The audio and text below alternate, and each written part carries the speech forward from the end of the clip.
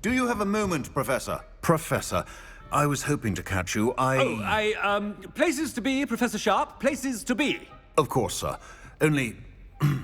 you'd asked me about a particular potion, and I did? I did, yes. Well, spit it out, Sharp. I don't have all day. Probably best not to discuss it here, sir. I assure you, Sharp, you may speak freely. Very well. I've brewed the cure for boils you wanted. I can drop it by your office when it's convenient. Of course, yes. No need for all the cloak and dagger. Simply have a student deliver it. A student. Very well, sir, if you insist. I do. And thank you, Sharp. I just hope you've brewed enough for all my boils. Now, to determine which student gets this rather unenviable task. I wonder almost daily why I accepted this appointment from the Ministry.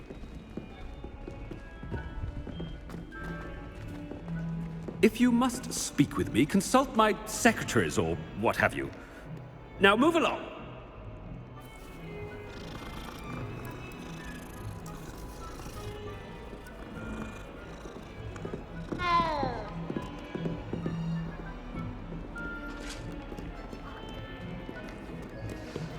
I thought I heard the headmaster approaching. Gareth! Mr. Weasley!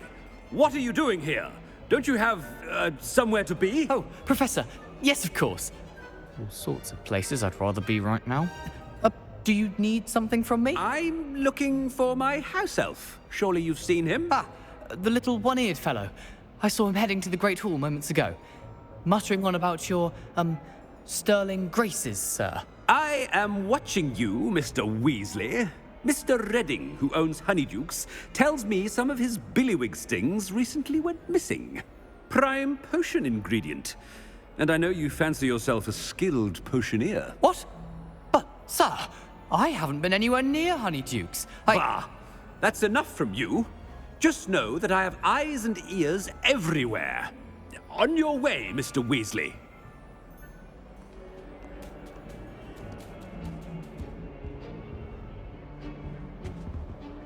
Well, there's one for my diary.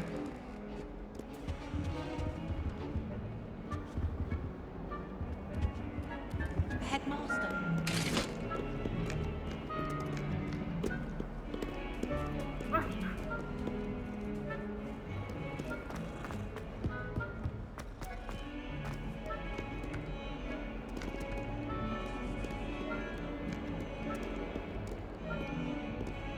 Black only What do you think Black's wife is like? She must be miserable. Although, not while he's here, perhaps. Black is without a doubt the worst headmaster in the history of Hogwarts.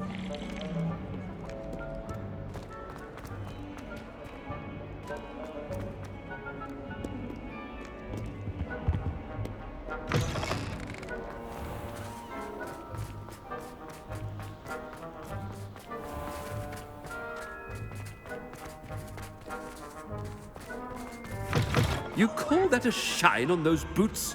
Do better!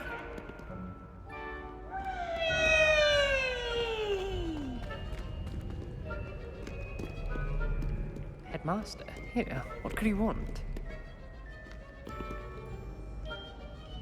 Mr. Gaunt! Where do you think you're going? I beg your pardon, sir. I'm simply on my way outside. Taking the day off, eh? Typical student, wasting the hours away. I have to write 20 inches on Dittany and its uses was heading to the greenhouse. Ah, yes! Mixed with, bubo tuber pus makes a fine, mustache paste. Yes, mustache paste. I find. Are you feeling all right, sir? You don't seem yourself. I assure you I am quite healthy, Gaunt. If I need a medical diagnosis, I shall head to St. Mungo's.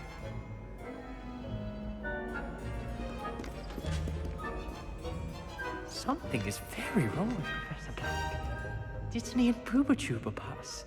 Moustache paste.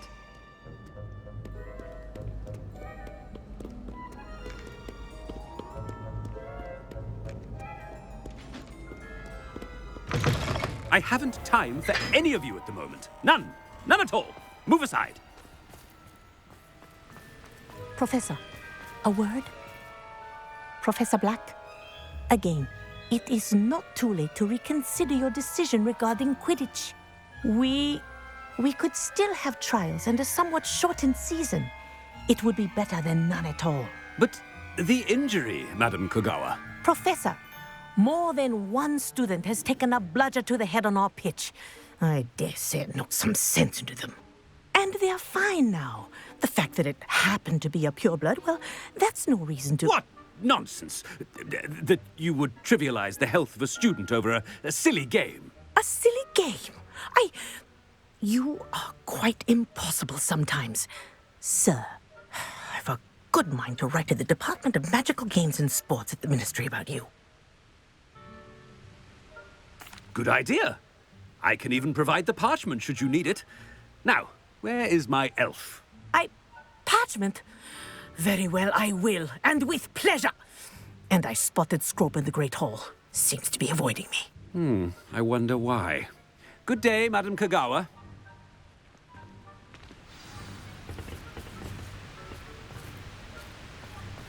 What did we do to deserve Know about him as a benefits, headmaster? But Howin had me on hot bricks the other day, telling us about her colleague who befriended a griffin. I put my hand up and said we had a griffin come by our street once and tried to get our rabbit. My sister had to run out after it, throwing stones till it flew off. I thought Howin would be laugh. She said you never meddle with dangerous beasts. If you ask me, she's the dangerous beast. If I had to pick her. Has anyone seen my ivory-handled hand mirror? Of course you haven't.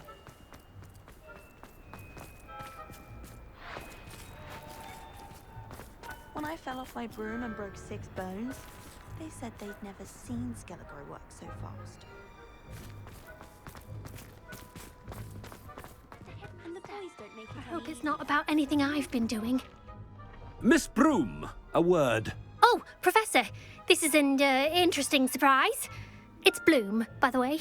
Remind me of your area of affinity, Broom. OWLs are swift approaching. Charms, sir. Non-verbal spells. Might work on one that makes me disappear. Well, keep at it, Broom. And before you know it, you'll be as invisible as that new 5th year seems to be. They're not invisible, sir. I've seen them near the library. In fact, they help me with my, heavy books. Speaking of invisible, where's my blasted house elf? Something seems a little off with the headmaster.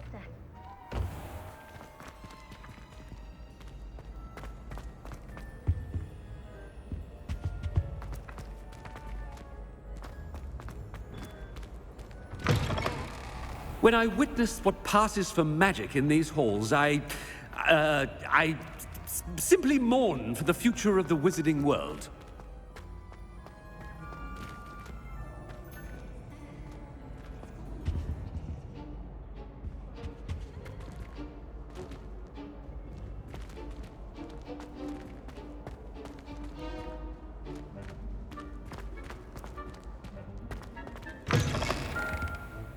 Professor, a word, please.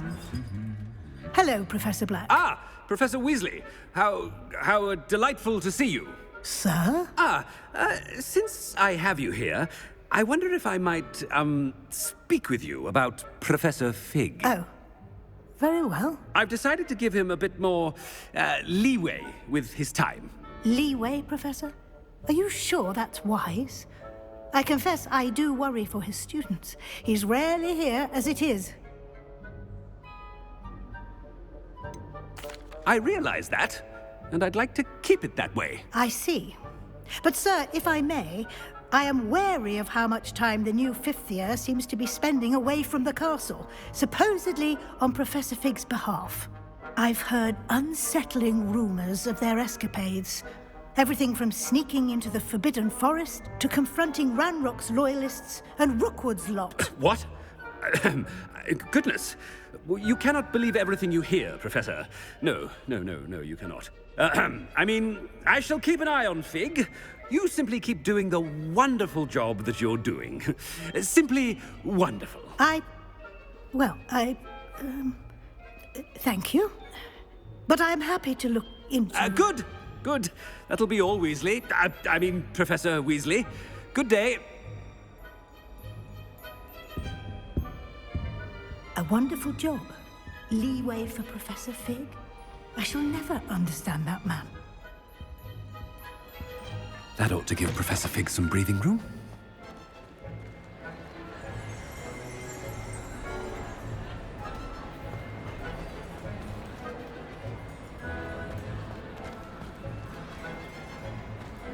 Wait until Master sees what a wonderful job Scrope is doing. Scrope! Oh, greetings, Master. Remind me of the password to my office. Oh, but Master made Scrope swear never to tell anyone, even Master himself. How dare you question me? I've a mind to give you a matching set of ears. Yes, sir. Of course, sir. Scrope begs forgiveness. It is the Black family motto, Master. Right. Of course. Master does remember it. It's pure bloods forever, isn't it? Close, Master. Scrope thinks Master is indeed testing Scrope. It is always pure. Obviously. And, of course, as Master knows, in French. Yes, of course. I order you to pronounce it for me. Oh, Master knows that Scrope's French is most pitiful. Oh, very well. Toujours pure. There is another matter, Scrope. I confiscated this filthy diary from a student. It smells of squid and seawater. Oh, Apollonia's diary. That is quite a surprise, Master. What do you wish Scrope to do with this treasure? Rubbish. Whatever you wish, Scrope. It's your treasure. Now, off with you. The polyjuice potion's wearing off. I best get out of sight.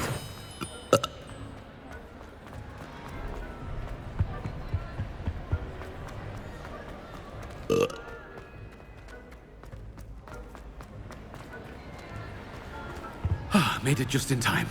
It's wearing off.